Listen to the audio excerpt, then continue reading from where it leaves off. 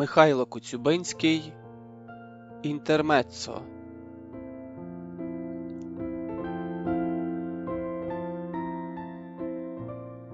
Дієві особи. Моя утома, ниви у червні, сонце, 3 білих вівчарки, зозуля, жайворонки, залізна рука города, людське горе. Лишилось тільки ще спакуватись. Це було одно з тих нещисленних треба, які мене так утомили і не давали спати. Дарма, чи те треба мале, чи велике, вагу те має, що кожен раз воно вимагає уваги, що не я їм, а воно мною уже керує. Фактично стаєш невільником цього многоголового звіра. Хоч на час увільнитись від нього, забути, спочити. Я утомився. Бо життя безупинно і невблаганно іде на мене, як хвиля на берег. Не тільки власне, а й чуже. А врешті, хіба я знаю, де кінчається власне життя, а чуже починається? Я чую, як чуже існування входить в моє, мов повітря крізь вікна і двері, як води притоків у річку. Я не можу розминутись з людиною. Я не можу бути самотнім. Признаюсь, заздрю планетам. Вони мають свої орбіти, і ніщо не стає їм на одній дорозі, тоді як на своїй я скрізь і завжди зустрічаю людину. Так, ти стаєш мені на дорозі і вважаєш, що маєш на мене право. Ти скрізь. Це ти одягла землю в камінь і залізо. Це ти через вікна будинків, 1000 чорних ротів, вічно дихаєш смородом. Ти бичуєш святу тишу землі, скреготом фабрик, громом коліс, брудниш повітря пилом та димом, ревеш від болю, з радості, злості, як звірина. Скрізь я зустрічаю твій погляд, твої очі, цікаві, жадні, влазять у мене, і сама ти в твоїй розмаїтості кольорів і форм застрягаєш в моїй зіниці. Я не можу розминутись з тобою, я не можу бути самотнім. Ти не тільки йдеш поруч зо мною, ти влазиш всередину в мене, ти кидаєш у моє серце, як до власного сховку, свої страждання і свої болі, розбиті надії і свою розпач, свою жорстокість і звірячі інстинкти, весь жах, весь бруд свого існування. Яке тобі діло, що ти мене мучиш? Ти хочеш бути моїм паном, хочеш взяти мене, мої руки, мій розум, мою волю і моє серце. Ти хочеш виссать мене, всю мою кров, як той вампір, і ти це робиш. Я живу не так, як хочу, а як ти мені кажеш, в твоїх незліченних треба, у безконечних мусиш. Я утомився. Мене втомили люди. Мені докучило бути заїздом, де вічно товчуться оті створіння, кричать, метушаться і смітять.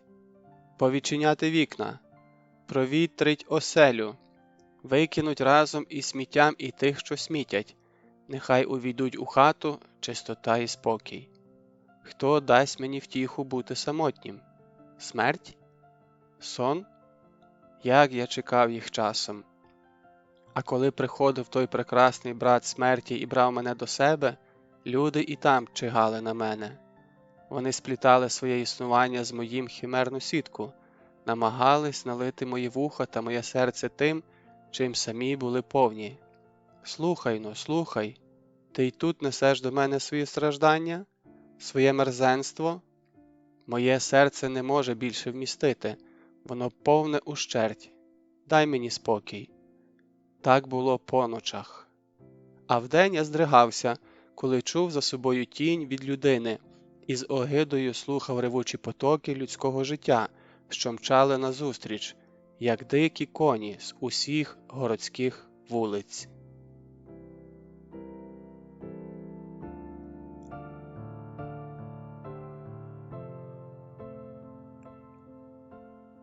Поїзд летів, повний людського гаму. Здавалось, город витягує в поле свою залізну руку за мною і не пускає. Мене дратувала непевність, що тремтіла в мені. Чи розтулить рука свої залізні пальці, чи пустить мене? Невже я вирвусь від сього зойку та увійду у безлюдні зелені простори? Вони замкнуться за мною, і надаремне клацати буде кістками залізна рука, і буде навколо і в мені тиша. А коли все отеє сталося, так просто і непомітно, я не почув тиші, її глушили чужі голоси, дрібні, непотрібні слова, як тріски і солома на весняних потоках. Одна знайома дама 15 літ слабувала на серце. Трах-тарах-тах, трах-тарах, тах. Дивізія наша стояла тоді. Трах-тарах-тах. Ви куди йдете? Прошу білети.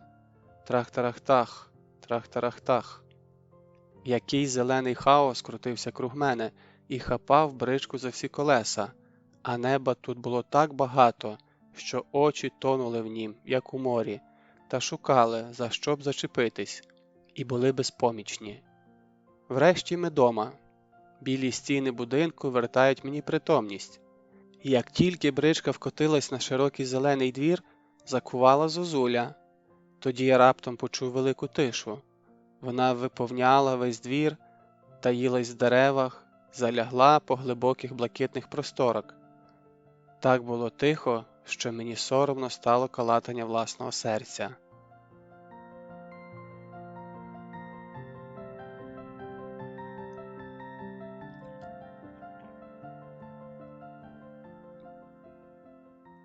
Десять чорних кімнат, налитих пітьмою по самі вінця.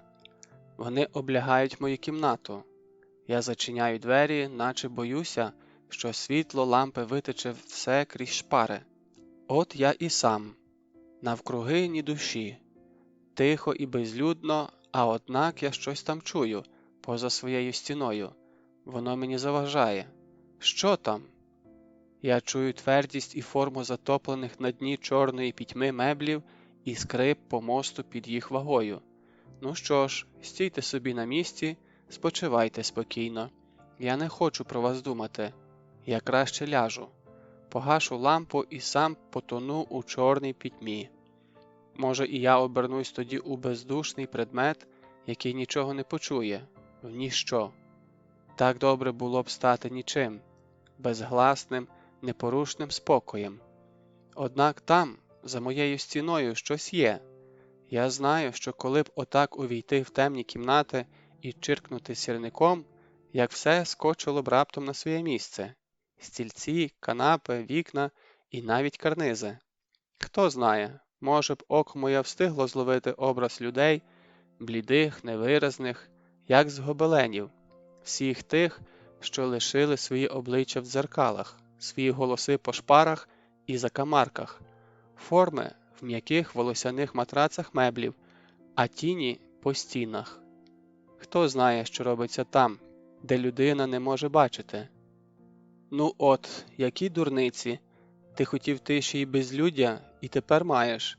Хитаєш головою. Не віриш в безлюддя? Хіба я що знаю? Хіба я знаю? Хіба я можу впевненим бути, що не відхиляться двері, отак трошки, з легким скрипінням, і з невідомої темряви, такої глибокої та безконечної, не почнуть виходити люди, всі ті, що складали у моє серце, як до власного сховку свої надії, гнів і страждання, або криваву жорстокість звіра. Всі ті, що я не можу розминутись із ними, що мене утомили. Що ж дивного в тім, коли вони ще раз прийдуть? От я їх вже бачу. Ба-ба, як вас багато. Це ви, що з вас витекла кров в маленьку дірку від солдатської кульки, а це ви, сухі препарати. Вас завивали у білі мішки, гойдали на мотузках в повітрі, а потому складали в погано прикриті ями, звідки вас вигрібали собаки. Ви дивитесь на мене з докором. І ваша правда. Знаєте, я раз читав, як вас повішали цілих 12. Цілих 12. І позіхнув.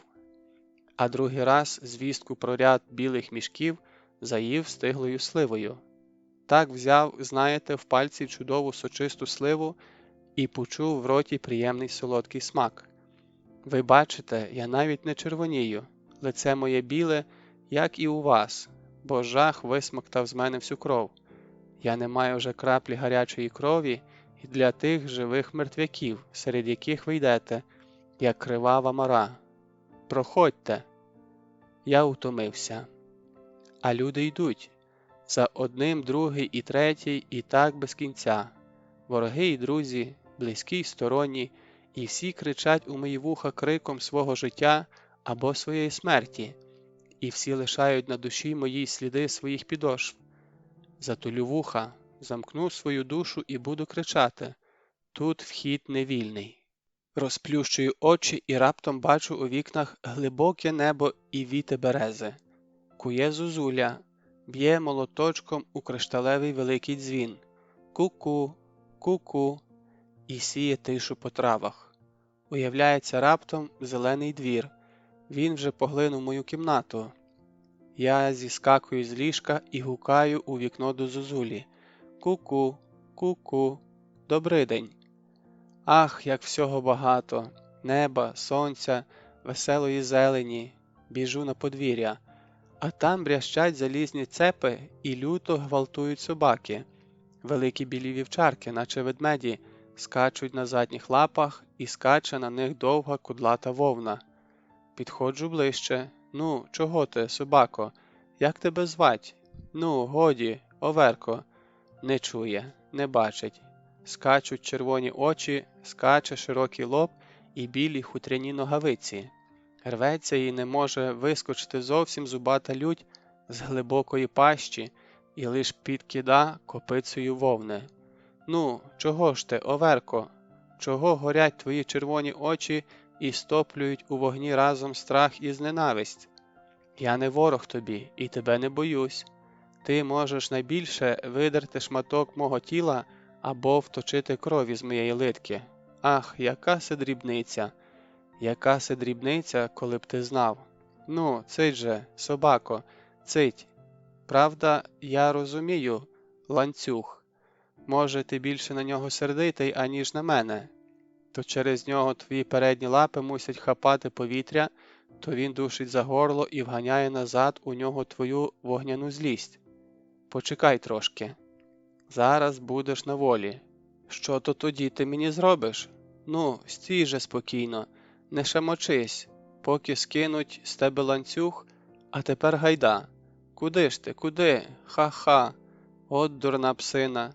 Очі заплющила, голову вбік, взяла разом ногами і без пам'яті мчиться на осліп, рве пазурами траву, відкидає від себе і летять навздогін за нею збиті на задку кудли.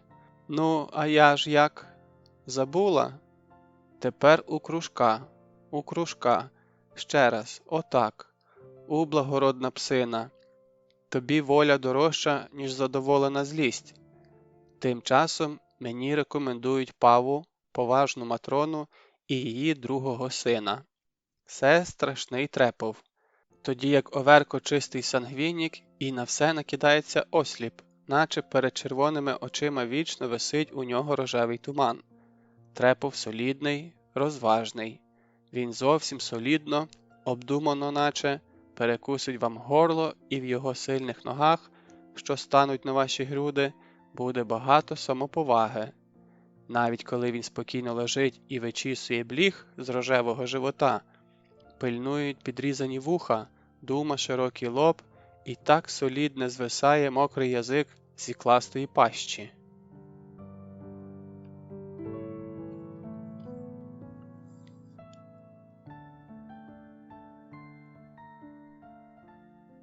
Мої дні течуть тепер серед степу, серед долини, налитої зеленим хлібом.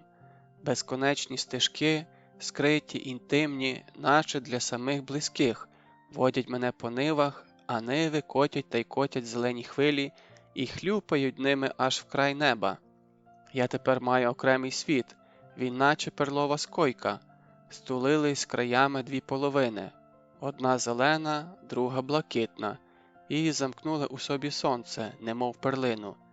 А я там ходжу і шукаю спокою. Йду.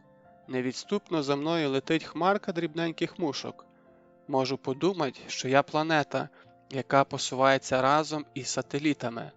Бачу, як синє небо надвоє розтяли чорні дихаючі крила ворони, і від того синіше небо, чорніші крила. На небі сонце, серед нив я, більше нікого. Йду. Гладжу рукою соболину шерсть ячменів, шовк колосистої хвилі.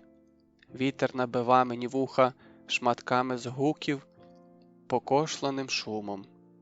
Такий він гарячий, такий нетерплячий, що аж киплять від нього срібно-золоті вівса. Йду далі, киплять. Тихо пливе блакитними річками льон.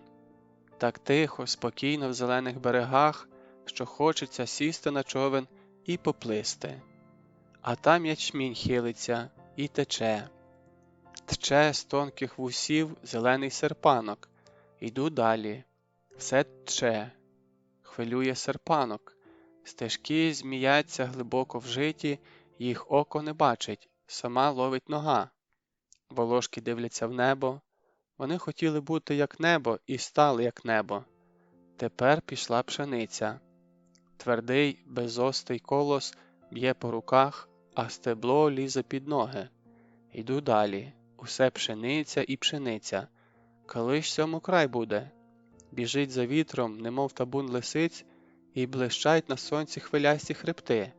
А я все йду, самотній на землі, як сонце на небі, і так мені добре, що не паде між нами тінь когось третього. Прибій колосистого моря йде через мене кудись у безвість. Врешті стаю. Мене спиняє біла піна гречок, запашна, легка, наче збита крилами бджіл. Просто під ноги лягла співуча арфа і гуде на всі струни. Стою і слухаю. Повні вуха маю того дивного гомону поля, того шелесту шовку, того беззупинного, як текуча вода, пересипання зерна. І повні очі сяйва сонця, бо кожна стеблина бере від нього і назад вертає відбитий від себе блиск. Раптом все гасне, вмирає. Здригаюсь. Що таке? Звідки? Тінь? Невже хтось третій? Ні, тільки хмарка. Одна хвилинка темного горя, і вмить усміхнулось направо, усміхнулось наліво, і золоте поле махнуло крилами аж до країв синього неба, наче хотіло злетіти. Тоді тільки передо мною встала його безмежність, тепла, жива, непереможна міць. Вівса, пшениці, ячмені, все зіллялось в одну могутню хвилю. Вона все топить, все забирає в полон. Молода сила тремтить і пориває з кожної жилки стебла, клекотить в соках надія і те велике жадання, що його звати плодючість. Я тільки тепер побачив село, нужденну купку солом'яних стріх. Воно ледве помітне. Його обняли й здушили зелені руки, що простяглись під самі хати. Воно заплуталось в ниві, як в павутині мушка. Що значить для тої сили оті хатки? Нічого. Зіллються над ними зелені хвилі і поглинуть. Що значить для них людина? Нічого. Он вийшла в поле дрібна біленька цятка і потопла в нім. Вона кричить, співає і робить рух. Німа безвладність просторів все се ковтнула. І знов нічого. Навіть сліди людини затерті й закриті. Поле сховало стежки й дороги. Воно лиш котить та й котить зелені хвилі і хлюпає ними аж в край неба.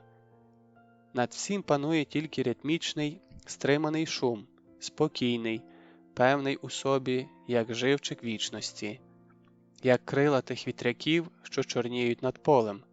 Байдужно і беззупинно роблять в повітрі круг, немов говорять: так буде вічно, так буде вічно.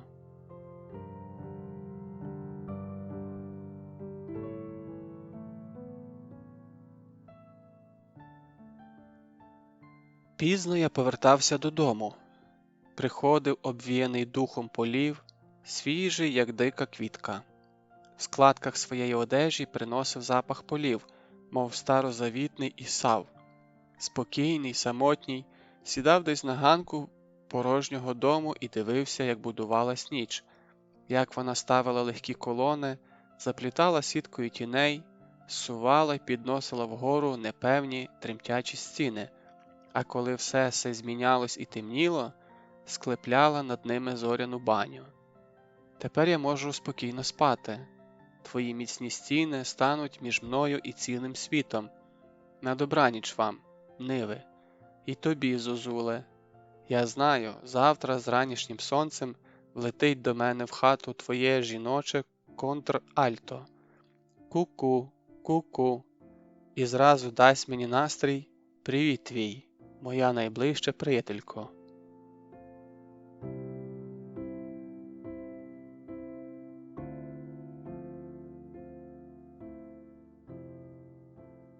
Трепов, оверко, пава, 4 пальці у рот і дикий степовий свист. Біжать, як 3 білих ведмедів. Може, вони мене роздеруть, а може, приймуть запросини в поле. Хо-хо, той оверко не може без штук. Стрибає, наче дурне теля, і скоса наводить червоне око. Трепов гордо несе свою вовну і ставить ноги, наче білі колони. Його підрізані вуха стрижуть. Пава ступає поважно, меланхолійно хитає задом і отстає. Я йду за ними, і мені видно легке гойдання всіх 3 крислатих хребтів, м'яких, вовнистих і звіряче сильних.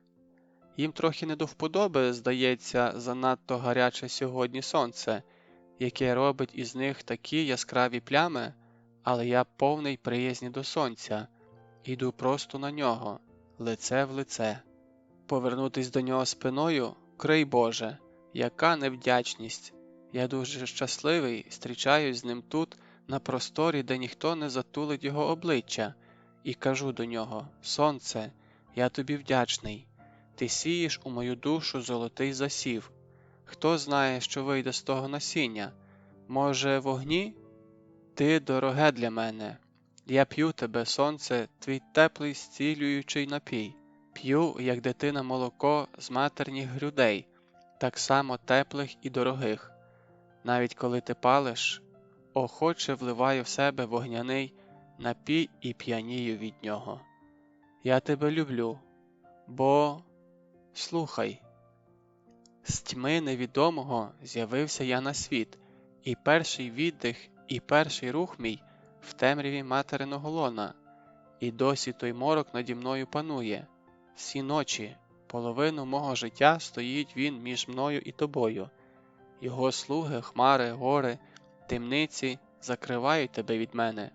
І всі 3 ми знаємо добре, що неминуче настане час, коли я, як сіль у воді, розпущусь в нім навіки.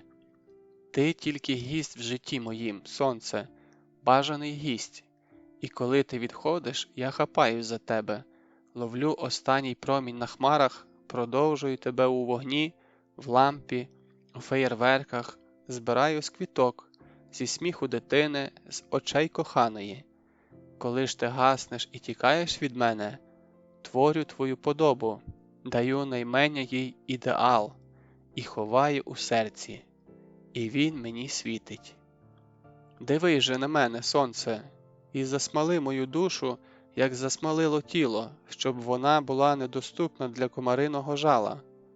Я себе ловлю, що до сонця звертаюся як до живої істоти.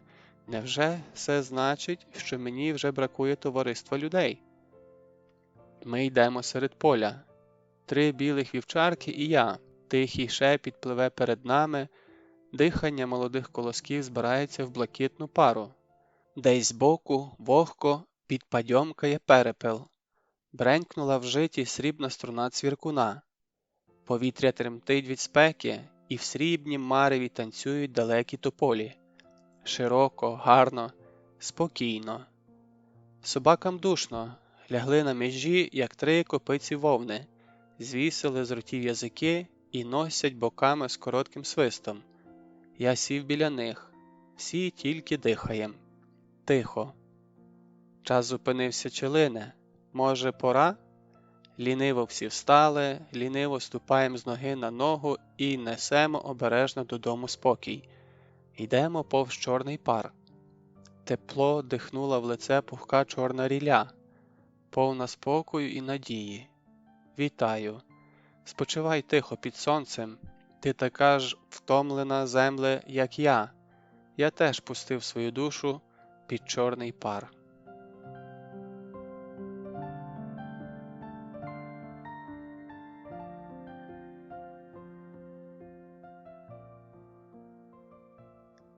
Ніколи перше не почував я так ясно зв'язку з землею, як тут. В городах земля одягнена в камінь і залізо, і недоступна. Тут я став близький до неї. Свіжими ранками я перший будив сонну ще воду криниці.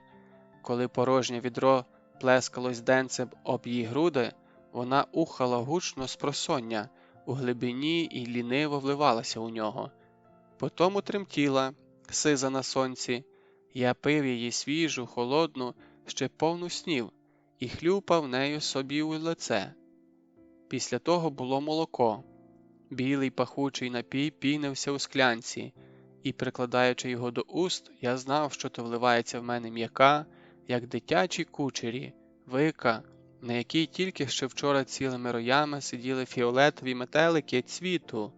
Я п'ю екстракт луки. Або той чорний разовий хліб, який так гарно по-сільськи пахне. Він мені близький, наче дитина, що зросла на моїх очах. Он біжить він полями, як дикий вовнистий звір, і вигинає хребет. А край ниви стоять вітряки, наче пастки на нього, і готують вже зуби, щоб стерти зерно на білу муку. Я все се бачу і прості, безпосередні мої стосунки з землею. Я тут почуваю себе багатим, хоч нічого не маю, бо поза всякими програмами і партіями земля належить до мене. Вона моя. Всю її велику, розкішну створену вже, всю я вміщаю в собі. Там я творю її наново, вдруге, і тоді здається мені, що ще більше права маю на неї.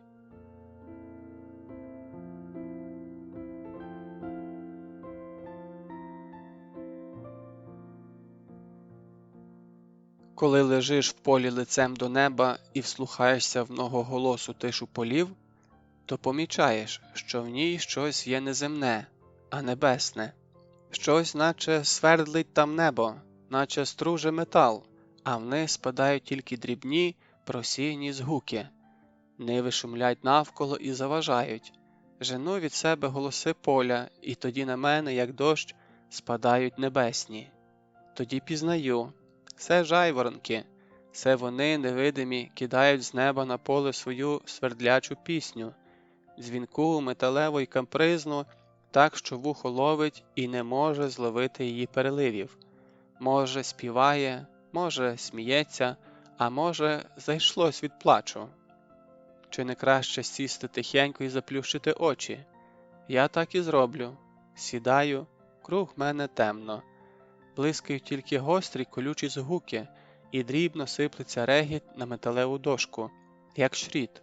Хочу спіймати, записати у пам'яті, і не виходить. От-от, здається. Тюї, тюї, ті. Ні, зовсім не так. Тріюх, тіх-тіх. І не подібно. Як вони оте роблять, цікаве я знати, б'ють дзьобами в золото сонця? Грають на його проміннях, наче на струнах? Сіють пісню на дрібне сито і засівають нею поля? Розплющую очі. Тепер я певний, що з того посіву зійшла срібна сітка вівсів, гнеться і блищить, мов шабля, довговусий ячмінь, пливе текуча вода пшениці. А згори сипле та й сипле, витрушує душу з дзвіночків, струже срібні дошки і свердлить крицю, плаче, голосить і сіє регіт на дрібне сито. Он зірвався один яскравий звук і впав між ниви червоним куколем.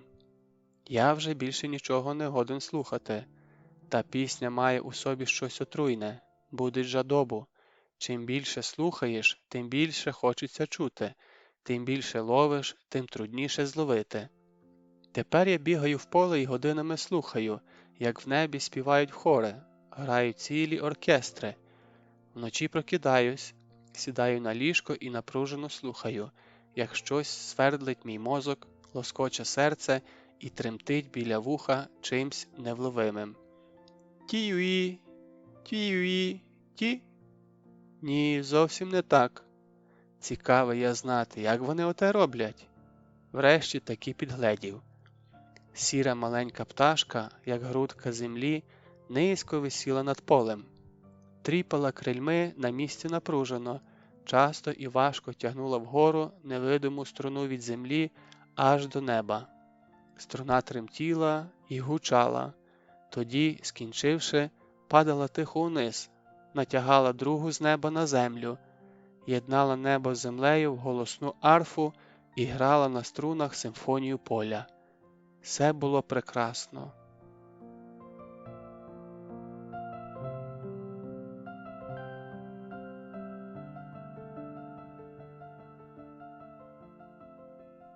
Так протікали дні мого інтермеццо серед безлюддя, тиші і чистоти. І благословен я був між золотим сонцем і зеленою землею. Благословен був спокій моєї душі. З-під старої сторінки життя визирала нова і чиста, і невже я хотів би знати, що там записано буде? Не затремтів би більше перед тінню людини і не жахнувся від думки, що, може, горе людське десь причаїлось і чигав на мене? Коли таке станеться чудо, то все буде ваша заслуга, зелені ниви з шовковим шумом, і твоя, зозуле. Твоє журливе куку спливало, як сльози по плакучій березі, і змивало мою утому.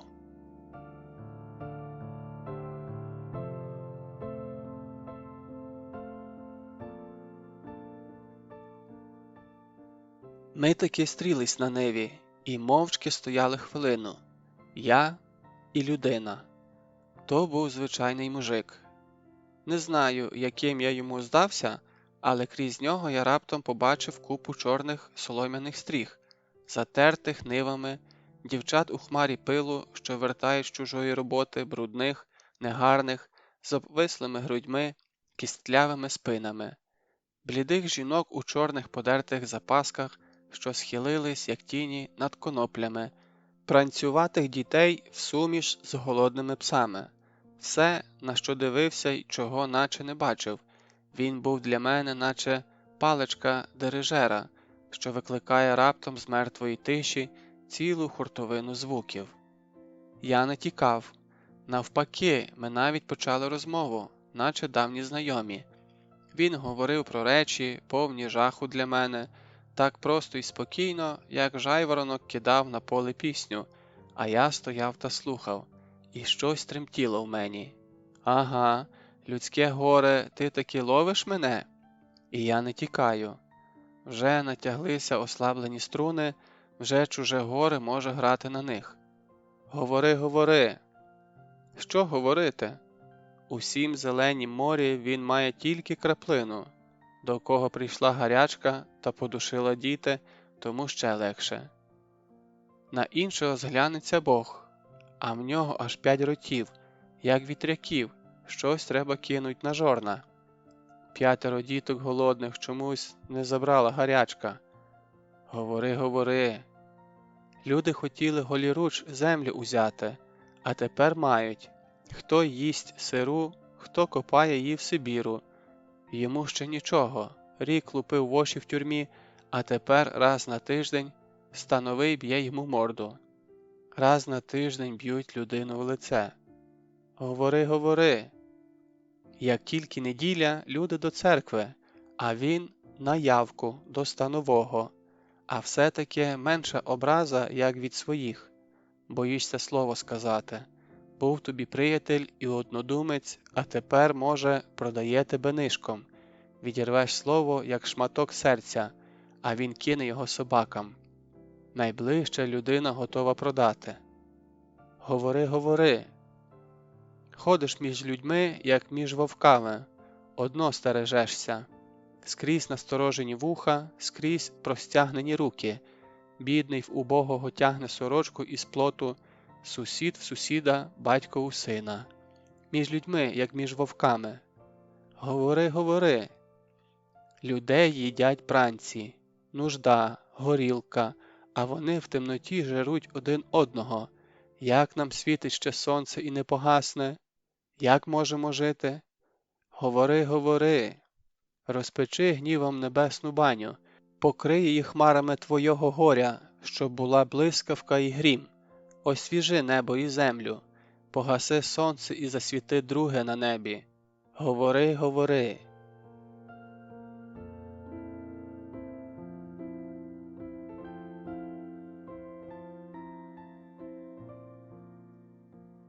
Город знову простяг по мене свою залізну руку на зелені ниви. Покірливо дав я себе забрати, і поки залізо тряслось та лящало, я ще раз востаннє вбирав у себе спокій рівнини, синю дрімоту далеких просторів. Прощайте, ниви, котіть собі шум свій на позолочених сонцем хребтах. Може, комусь він здасться, так як мені. І ти, зозуле, з вершечка берези, ти теж строїла струни моєї душі. Вони ослабли, пошарпані грубими пучками, а тепер натягаються знову. Чуєте? Ось вони, бренькнули навіть. Прощайте. Йду поміж люди. Душа готова, струни тугі, наладжені, вона вже грає. Вересень 1908 року.